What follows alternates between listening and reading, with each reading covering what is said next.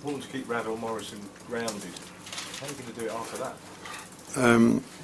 Well, I think that the Kevin Nolans and the Mark Nobles probably do it better than me, because he's in the dressing room day to day with them, and they're guiding him along and talking to him and saying, like, you only just started, and there's a lot of praise going to come his way, and deservedly so, particularly after that goal, and we've been seeing it for not quite as good as that one, of course, but we've seen his finishing qualities all season. We've seen his finishing qualities all through pre-season, and that's why it wasn't a great difficulty for me to take somebody out of the team with experience and put him in, because we were all saying it looking like he's ready, Gaffer. So, and it certainly is that. Certainly today we've slipped into the bottom three where we don't want to be, and for the first time we've asked the question to the players: you can't afford to stay in there too long, lads. And we've come here and beat Tottenham to get out of the bottom three.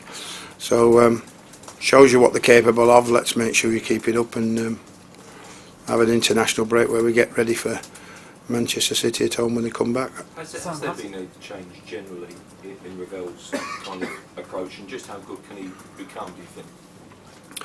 Well, as we say in the football fraternity, the penny's dropped, and I think that it's dropped in his lifestyle and his attitude towards everybody, and his timekeeping and so on and so forth, and all of a sudden a belief that he doesn't want to do anything other than try and break into our first team.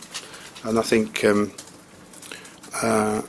12-month spell, a loan spell at Birmingham, gives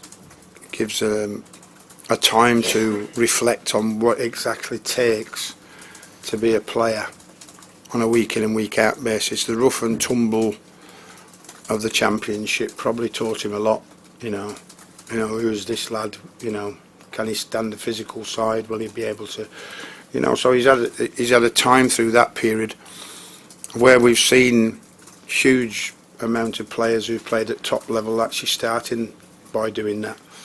So Rav's one of those that's learnt from that experience, and then taking that experience into the pre-season, listen to what we've had to say and what he's got to do with our team shape, and basically we're talking about players getting the ball to him in space as much as we possibly can at the moment. Sam, did you expect him to make not just look so comfortable sort of playing the first team in senior football, but actually be making such a big difference as well? Well, you can see it, and like I said, we saw it in pre-season against some good opposition like Sporting Lisbon and Braga and people like that, and Germany as well. So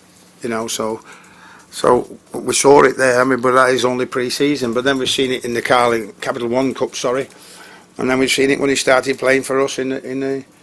There was talk about, shall we take him out of the pressure pot in the middle of the field and put him in a wide position to start with, because it's a little less demanding out there, and we ended up putting Mo Diarmi out there and putting Rav in the middle, and that's how much we thought he could bring to the team. And the unfortunate thing for us is we haven't got the results that his performances have deserved recently, because he's been very, very good in most of the games we've had.